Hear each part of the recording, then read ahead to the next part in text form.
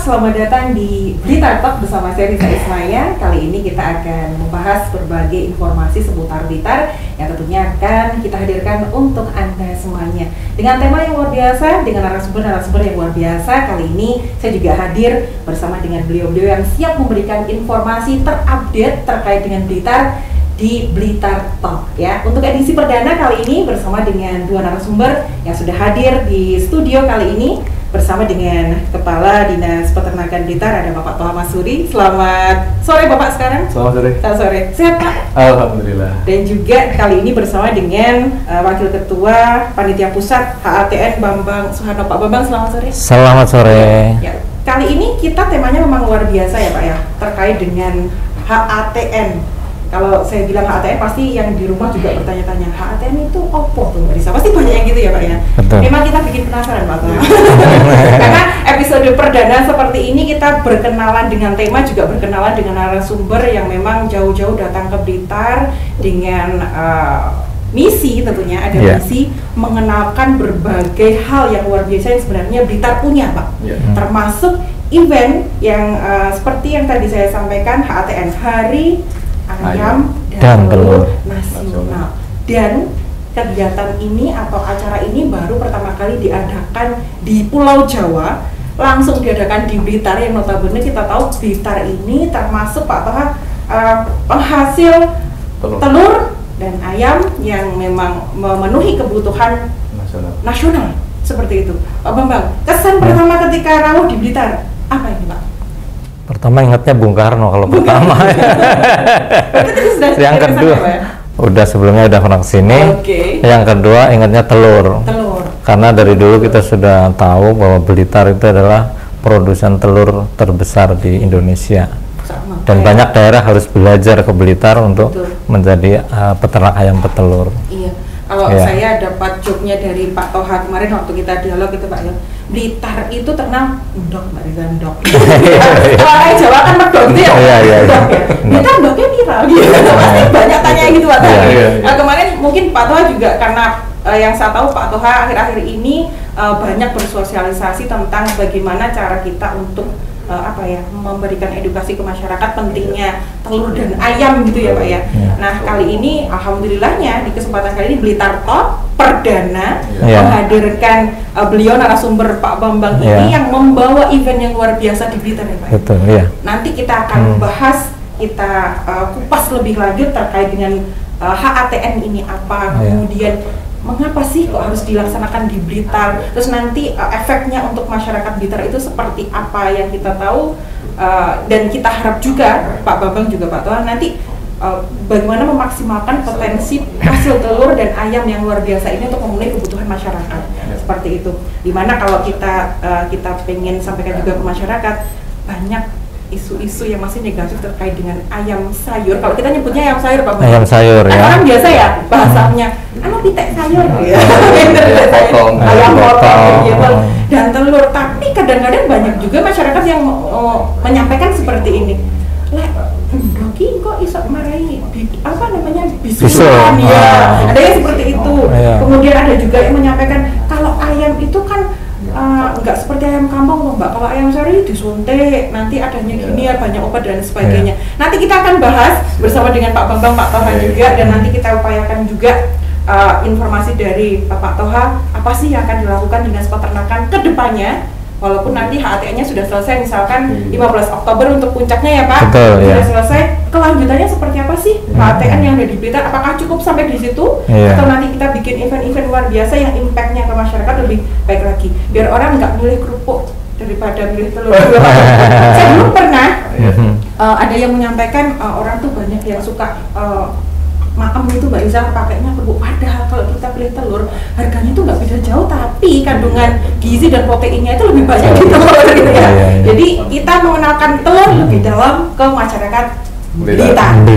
Ya. Jadi nanti kita akan kupas habis Pak Bambang juga Pak Toha bagaimana kita menyampaikan ke masyarakat manfaat ayam dan juga telur. Ya, oke. Untuk masyarakat Blitar tentunya nanti ada informasi-informasi menarik di mana dialog kita atau acara kita di kali ini bisa di-share ke masyarakat. Karena rentang waktunya masih lama Pak Bambang ya? Iya, 15 Oktober. 15 Oktober. Nanti puncak acaranya akan di 15 Oktober. Di 15 Oktober. Okay. Maksimalkan gitu Pak ya nanti ya? Iya. Ada event yang luar biasa yang siap untuk di launching ke masyarakat Blitar. Oke, kita akan break sejenak, kita akan kembali lagi nanti dengan informasi-informasi yang lebih menarik dari Pak Toha juga Pak Bambang. Kita kembali lagi di Blitar Talk. Oke, kembali lagi di Blitar Talk dan kali ini masih bersama dengan narasumber yang luar biasa yang sudah hadir di studio saya di edisi perdana yang siap berbagi informasi terkait dengan berbagai kegiatan yang nantinya bisa bermanfaat untuk masyarakat Blitar ya. Kalau kita bilang HATN, Hari Ayam dan Telur Nasional, itu luar biasa. Orang mindsetnya kalau di Blitar, ini Pak Toha ya, sudah Pak Blitar ini endok dan ayam gitu ya. Itu bahasa yang sering saya dengar Pak. Dan mungkin Pak Toha juga sekarang di Dinas Peternakan ya Pak ya. Itu paling sering, Pak di Blitar itu yang terkenal apa? Telur gitu kan. Endoknya biasa aja. Pasti ditanya harga ya Pak ya. Ya terjadi seperti itu Pak. Di masyarakat seperti itu. Waktu dinas keluar kota juga seperti itu Pak. Iya, sama. Endok regane piro gitu ya Pak. Sama sudah identik berarti ya Pak ya, identik dengan ayam dan telur. Tapi seperti tadi yang saya sampaikan Pak Bambang, tapi masih banyak masyarakat yang beranggapan bahwasanya ada hal-hal yang masih belum dihilangkan, perasaan-perasaan takut terkait dengan telur ya katanya bisa bikin bisulan. Kemudian ada juga terkait dengan kalau kita konsumsi ayam sayur itu atau ayam potong itu terlalu banyak, itu kan banyak ada obatnya itu karena kalau bahasa saya apa ya Pak bilangnya kayak dikarbit gitu loh biar cepat gede ayamnya gitu. Itu gimana Pak Bambang? Ya itulah, justru itulah kita kenapa ada Hari Ayam dan Telur Nasional itu awalnya memang dari situ. Masyarakat kita masih sering termakan isu tentang ayam disuntik hormon gitu, padahal secara ekonomis tidak memungkinkan. Biaya obat di ayam itu paling Rp1.000. Harga hormon itu $5 loh misalnya secara normal. $5? Iya, kan nggak mungkin seorang peternak nyuntik ayam nggak dapat profit ya? Nggak, udah babak belur lah udah pasti. Jadi ayam itu cepat besar itu memang karena faktor perbaikan mutu genetik dari para ahli yang di persilangan selama puluhan tahun gitu loh. Ada ilmunya ya? Ada ilmunya. Jadi itu namanya ilmu genetika. Sama lah kalau kita bicara padi kan dulu setahun berapa kilo, sekarang per hektar berapa, sekarang berapa kan naik. Jagung dipelihara berapa lama, sekarang lebih cepat. Itu kan faktor genetik. Ayam juga begitu, 1 kilo bisa dipelihara cukup sebulan atau kurang gitu ya untuk menghasilkan 1 kilogram hidup gitu. Itu semata-mata faktor genetik gitu. Kalau yang telur itu Pak? Telur sama saja kan. Telur kalau soal bisul itu kadang-kadang masyarakat kita itu kan menggeneralisir kasus satu. Itu kan dalam keilmuan kan satu tidak bisa mewakili semuanya kan. Betul. Nah, ada orang yang alergi terhadap telur tapi jumlah itu sangat sedikit. Bisa dihitung lah. Iya, ada kasus seperti itu. Tapi itu tidak membuat semua orang harus menghindari telur gara-gara satu orang menjadi itu. Dan itu pun makannya harus sangat banyak untuk menjadi bisul gitu, katakanlah begitu kan. Jadi seperti itu. Dan telur adalah sumber protein yang paling lengkap gitu menurut ahli gizi. Makanya kalau dalam ilmu gizi itu ada istilah setara dengan protein telur. Artinya kalau sudah setara berarti itu paling bagus gitu. Makanya misalnya ditulis 90% dari protein telur, berarti nilai gizinya itu 90% dari telur itu menjadi patokan gizi protein yang paling lengkap gitu. Iya, saya mewakili masyarakat awam Pak. Biasanya kita memang harusnya merubah mindset masyarakat ya. Dari yang tadi bilang kalau telur itu bisa bikin bisulan, kemudian daging itu pasti disuntik hormon. Akhirnya mereka konsumsi telurnya itu kalau bisa dibilang nih rata-rata ya. Yang saya tahu dari teman-teman saya itu paling konsumsi telur itu seminggu cuma 2 kali. Atau 2 butir telur biasanya. Padahal kalau kita mau hitung-hitungan nih Pak terkait hemat dan lain sebagainya, kalau hemat itu berarti mikirnya kan kemanfaat juga ya Pak ya, untuk diri kita maksudnya. Itu sebenarnya kalau kita hitung-hitungan tuh masih kita murah makan telur ya Pak ya. Iya dong. Dengan protein yang tinggi yang masih gitu ya. Apalagi di Blitar harga telur kan lebih murah pastinya dibanding kota lain kan. Di sini berapa sebutir nggak sampai 2.000 kan? Ya, pokoknya 1 kilo terakhir 25.000. 25.000 kan? Kita bikin rata-rata iya. 25.000 kan isinya 16 kan, nggak sampai 2.000 kan? Betul. di Jakarta harga kerupuk itu 2.000 loh satu. Sama dengan satu harga masa bisa lebih mahal kan berarti karena di sini tuh begitu loh Pak Toha. Ini ya, Mas. Iya, tapi betul masyarakat kita nggak sadar bahwa harga kerupuk segitu mahalnya. Saya sudah mencermati harga kerupuk tahun 80 dengan sekarang. Sudah saya punya datanya. Tahun 80-an satu butir telur setara dengan sekitar 25 sampai 50 kerupuk loh dulu. Bapak mungkin ingat tahun 80 beli kerupuk murah banget kan? Sekarang satu butir telur hanya satu kerupuk. Artinya apa? Harga kerupuk udah naiknya itu berkali-kali lipat. Nah, kenapa telur menjadi sedemikian murah? Nah, ini jadinya murah kan dengan membandingkan itu.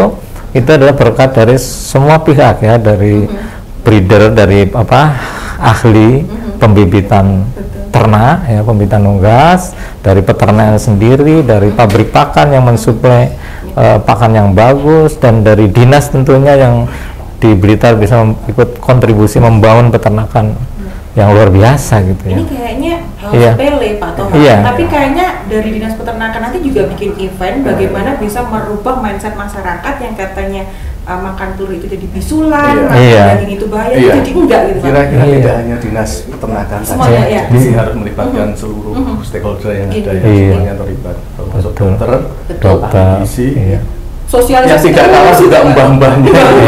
Karena nenek-nenek ini kadang masih punya kepercayaan, banyak mengaruhi ke anaknya, jangan makan telur, nanti gatel. Ini harus kita rubah. Kalau tadi disampaikan dengan kerupuk, kita bandingkan kalau saya dengan OT-OT misalnya. Veggie. Istilahnya banyak ya Pak. Itu kalau nggak salah sekarang sudah 1.000 atau 2.000. 2.000 ya.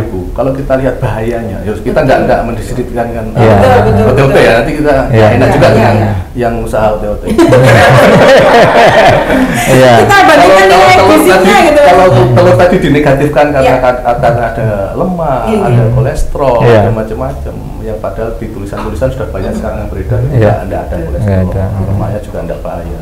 Cuma cara ngolahnya mungkin yang perlu kita sempurnakan ya, kita tidak pakai minyak yang sudah sering dipakai, gorengnya cukup diolesi saja bisa. Kemudian kalau direbus, mungkin rebusnya tidak sampai matang yang kering itu berarti masih bagus, setengah matang saja. Nah, kemudian kalau veggie kita bandingkan, coba jangan kalau beli veggie itu kemudian kita taruh di tisu atau diperes, itu minyak semua itu. Mungkin lebih bahaya itu daripada telur sebenarnya. Jadi kita harus menghapus sedikit demi sedikit kebiasaan untuk takut dengan telur ini. Merubah mindset sekali lagi. Jadi kita bersama semua ini. Jadi kami juga berarti menyampaikan bahwasanya itu hanya ketakutan di masyarakat itu sendiri dan mitos ya Pak ya. Jadi itu ya tentang telur tadi, kolesterolnya kolesterol bagus yang ada di telur itu. Kemudian banyak bahaya karena masalah-masalah tadi minyaknya itu. Begitu. Cara pengolahannya nanti lebih diperhatikan. Biar nilai gizi dan proteinnya itu bisa masuk ya. Lebih banyak menghilangkan yang bahayanya kayak gitu. Jangan terlalu takut dengan telurnya. Bahkan semua makanan mungkin juga bisa bahaya kalau cara konsumsinya juga tidak benar juga. Cara pengolahan dan konsumsinya nggak benar. Karena tidak semua orang itu ketika makan telur kemudian bisulan. Mungkin ada yang makan telur kemudian bisulan, tapi dia mungkin memang punya alergi. Bisa saja. Nah, sekarang mungkin air putih saja yang tentunya sehat diminum 2 liter sehari, ketika itu diminum oleh orang yang punya penyakit ginjal, kan tidak boleh. Ya betul. Hanya ditetesin aja. Padahal air itu tergantung bagaimana cara konsumsinya juga. Termasuk orangnya yang konsumsi. Tapi saya kaget benar Pak Bambang, HATN ini ada di Blitar dan saya baca di media-media, kemudian dari informasi-informasi dari teman juga. Kenapa kok Blitar? Oh itu. Tadi selain tadi Pak Bambang menyampaikan bahwasanya di sini nih penghasil telur dan juga ayam yang cukup memenuhi kebutuhan pasar nasional. Selain itu apa Pak Bambang yang membuat Blitar yang dipilih? Sebenarnya itu tokoh perunggasan di Blitar itu ngejar-ngejar saya terus itu. Oh gitu ya Pak? Sampai ke Bukit Tinggi saya dikejar-kejar. Pak Bambang kenapa nggak pernah di Jawa gitu kan? Gitu ya. Nah, kita kan punya tim juga di pusat ya. Selama ini dari yang pertama sampai yang ke-12 itu di luar Jawa semua, mulai dari Bali ke Makassar, ke Kupang, terakhir itu di Bukit Tinggi tahun kemarin itu ya. Seperti itu lah, di Bukit Tinggi itu Pak Dayat tokoh kita itu dari Blitar, itu langsung ini apa gerak cepat. Gimana kalau kita dari Blitar? Ya, akhirnya disitulah kita putuskan dengan mempertimbangkan bukan sekedar karena usulan beliau, tetapi memang kita juga mempertimbangkan banyak hal. Salah satunya itu tadi bahwa Blitar adalah sentra perunggasan khususnya petelur di Indonesia, dan saya lihat seperti di daerah lain seperti di Sumatera Barat itu juga ternyata belajarnya ke sini juga bagaimana mengembangkan petelur di sana. Jadi ini luar biasa Blitar itu. Kalau saya boleh membantu Pak Dayat, bela Pak Dayat. Telurnya lengkap. Nah ini punya telur ayam kampung, telur ayam ras punya, telur ayam bebek, telur bebek lengkap ya, lengkap. Dan ada juga telurnya serdadu yang bulat-bulat kecil juga, lengkap semua ada. Semua ada. Jadi apa yang dibutuhkan masyarakat, insya Allah di Blitar ada semua. Ya. Berarti nanti tinggal nunggu upaya juga nih dari Dinas Peternakan. Kan kalau HATN ya Pak ya, untuk fokusnya nanti di tanggal 15 Oktober. 15 itu acara puncaknya. Ada kegiatan apa aja Bu Pak nanti? Besok kita seminar di Unisba tentang pulet ya. Pulet itu apa ya? Ayam darah Pak ya. Ya, bagaimana memanage persiapan untuk menjadi ayam petelur gitu. Itu yang hadir para peternak di wilayah Blitar, dan melalui Zoom itu dari luar daerah ikut juga banyak juga yang ikut banyak karena kita mengundang seorang expert internasional orang Indonesia tapi sudah diakui sebagai ahli dunia gitu ya, namanya Profesor Budi Tanganjaya. Itu kalau di industri perunggasan udah tahu lah itu master paling top lah, jadi pembicara di berbagai negara gitu. Kok tiba-tiba saya merasa bangga jadi orang Blitar ya Pak ya? Harus dong. Iya, kita tahu kalau kan biasanya sesuatu itu ketika orang luar dulu yang maksudnya orang luar daerah gitu Pak ya, menyampaikan Blitar ki top loh, ternyata penghasil telur dan ayam yang begitu luar biasa. Kok kamu nggak bangga? Lah apa bangga harus teriak-teriak ya? Saya ekspresikan dengan saya mensyukuri di Blitar ada seperti itu, dan berarti nanti tinggal saya sampaikan ke dinas terkait karena memang saya di media begitu Pak Toha, Pak Bambang. Jadi saya pengen tanyanya ke Pak Toha ini, nanti setelah ada HATN ini acaranya berlangsung dengan semoga sukses misalnya seperti itu. Nanti upaya kedepannya dari dinas seperti apa nih Pak? Kan nggak harus sampai HATN berhenti sudah selesai kan Pak? Pasti ada kelanjutannya dari dinas nanti seperti apa? Itu seperti apa Pak? Ya kalau harapannya yang jelas itu pengaruh kepada masyarakat kita juga, nasional juga. Karena tingkat konsumsi telur kita itu di nasional masih rendah. Ini harus kita tingkatkan. Itu bukan hanya di peternakan tentunya ya, semua tadi saya sampaikan semua tadi. Kemudian ya di bidang kami sendiri tentunya kita meningkatkan pembinaan di budidaya. Perunggasan ini harus kita tingkatkan kualitasnya, karena persaingannya juga semakin tinggi. Beberapa daerah juga sudah mulai bikin peternakan. Nah, di Blitar harus yang ini dulu jadi sentralnya perintisnya ya, hilang gitu. Gurunya itu Blitar itu gurunya petelur itu. Tapi selama mobiling ini Pak Toha yang masih jadi kunci ya di Blitar ini masih jadi unggulan ya Pak kira-kira dari peternak-peternak apa Pak? Salah satunya adalah cell mixing. Jadi karena pakan ini mahal, nah ini jalan mencampur pakan sendiri. Campur pakan sendiri, bikin pakan sendiri. Pakan mandiri. Ini yang harus kita tingkatkan. Pak Toha, kita break sejenak, masih di Blitar Pak. Kita akan kembali lagi setelah informasi berikutnya.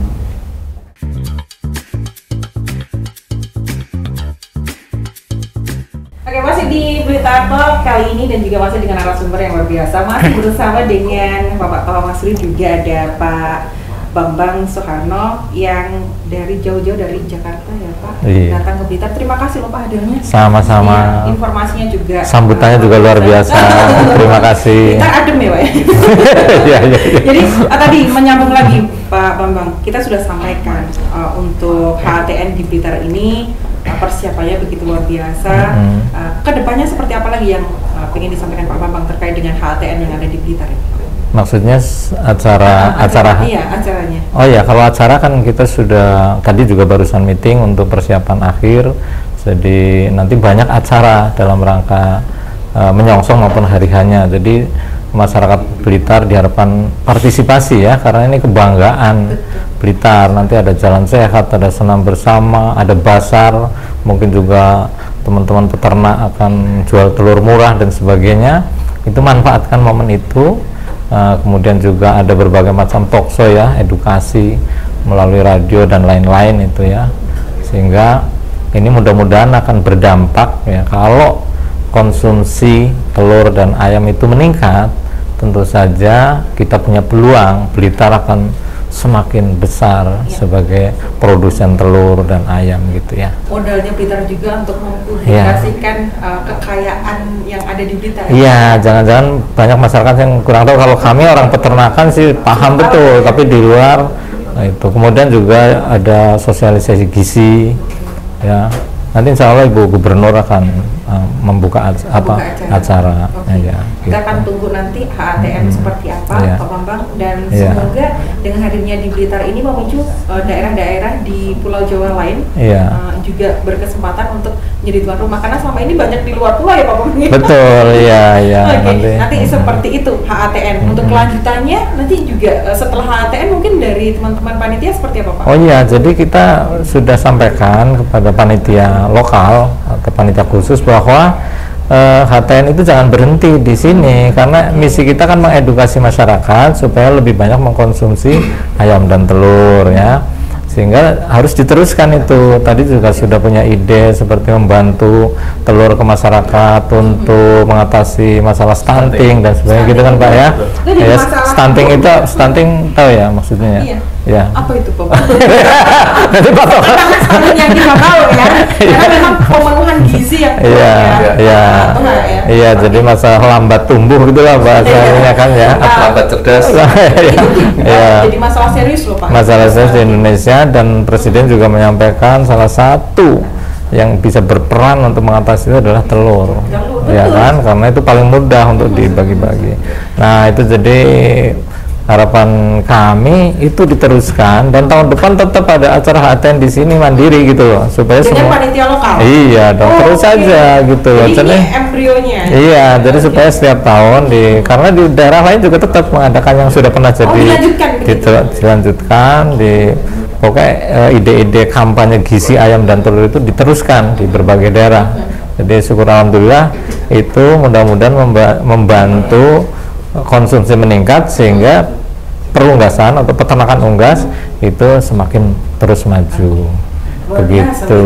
Jadi dan sampai jauh ke sana ya Bapak. Dan ini ya, Indonesia itu termasuk 10 besar produsen telur dan ayam dunia loh. Dunia ya Bapak. Dunia loh, negara Indonesia itu. Dengan konsumsi masih rendah loh. Coba kalau kita tingkatkan. Sekarang nomor 10, mungkin nanti nomor bisa harusnya dengan penghasil telur dan ayam terbesar, harusnya konsumsinya juga lebih besar. Iya, justru itu. Iya, harusnya begitu. Jadi apa ya? Kita konsumsi meningkat, nggak usah khawatir. Teman-teman peternak tetap bisa menyediakan, tidak perlu impor. Tidak perlu impor. Cukup diatasi dengan produksi dalam negeri. Iya, bisa itu. Semoga terjadi seperti itu. Iya, betul. Apa sekarang Pak, kalau tadi saya disampaikan oleh Pak Bambang, HATN harus berlanjut dengan tim atau panitia dari lokal yang upayanya bisa mempertegas bahwasanya kalau kita konsumsi telur dan daging ayam itu memang dibutuhkan untuk mengatasi misal stunting tadi yang disampaikan oleh Pak Bambang. Kalau dari Dinas Peternakan seperti apa Pak yang mungkin bisa disampaikan terkait dengan HATN, kemudian event-event yang diselenggarakan oleh teman-teman dari ternak ini Pak? Ya, saya kira apa yang disampaikan Pak Bambang saya sangat setuju ya, kita bisa tiap tahun diadakan kegiatan seperti ini sehingga bisa menumbuhkan kesadaran pada masyarakat untuk meningkatkan konsumsi telur yang tadi masih rendah. Kemudian yang kedua, Blitar ini yang sebagai produsen telur jangan sampai nanti juga hilang. Kita harus bangkit. Jadi titik tolak ini sekarang kita ditaruh di Blitar hari ayam dan telur ini. Saya kira ini satu titik tolak yang bagus, karena beberapa saat yang lalu kita kan sempat agak terpuruk ya betul kita. Jadi ini masa bangkit yang bagus dengan meningkatkan budidaya yang lebih baik lagi. Kemudian selain di bidang usahanya yang para pengusaha telurnya, kita juga meningkatkan pada masyarakat agar memanfaatkan pekarangannya. Jadi dipakai untuk pelihara ayam 1-2 ekor kan nggak masalah, bisa memenuhi kebutuhan untuk dirinya sendiri. Sosialisasi lagi ya, Pak ya. Itu nanti kemudian yang tidak kalahnya tadi adalah ikut sertanya para peternak-peternak usaha-usaha ini untuk membantu para penderita stunting agar segera tergusur stunting. Jadi Blitar nggak ada, masa Blitar yang pusatnya telur masih ada stunting, ini kan sangat ironi. Nah ini dari teman-teman peternak ini juga punya upaya untuk membantu kita dari pemerintah untuk menyisihkan sebagian hasil telurnya ini disampaikan para penderita stunting. Ini nanti kira-kira sangat membantu sekali untuk membantu mengentaskan Blitar dari stunting. Dan yang pasti disampaikan Pak Bambang tadi, ketika sudah dilimpahkan ke panitia lokal untuk tahun-tahun berikutnya Pak Bambang ya, otomatis di Dinas Peternakan support dong Pak. Tentunya kita akan bersama dengan semua komponennya ada. Kita di Blitar ini sudah membentuk banyak kelompok Pak. Jadi selain ada PINSA, ada asosiasi-asosiasi yang lain, ada koperasi yang lain, sehingga para peternak itu bisa hidup berkelompok yang akan memudahkan kami dalam mengadakan pembinaan maupun menyampaikan informasi. Yang pasti seperti itu. Terima kasih Pak Bambang untuk informasinya dan harap apa yang disampaikan tadi bisa untuk teman-teman yang mungkin sekarang ada di rumah menyimak kita gitu ya, lebih bisa aware dengan Blitarnya, dengan potensi yang ada. Mungkin tidak banyak yang menyuarakan bahwasanya oh Blitar ini memang sentranya ayam dan telur. Mungkin hanya secara diam-diam menyampaikan gitu ya. Tapi dengan adanya event yang sekarang memang dipublikasikan, ini bisa ketok tular gitu loh Pak Toha ke yang lain gitu ya. Nanti bisa disampaikan ke semuanya. Pak Toha, terima kasih waktunya. Sama-sama. Pak Bambang di edisi perdana Blitar Talk, terima kasih sudah datang ke Blitar. Semoga berkesan untuk yang kesekian kalinya di Blitar. Saya tunggu untuk kehadiran lagi di podcast kita kali ini. Oke, sampai jumpa lagi di lain kesempatan. Terima kasih. Demikian untuk Blitar Talk edisi perdana kali ini. Terima kasih untuk kebersamaan. Kita sambung di edisi berikutnya dengan topik yang lebih luar biasa. Ayam dan telur dari Blitar untuk Indonesia. Wassalamualaikum warahmatullahi wabarakatuh. Waalaikumsalam.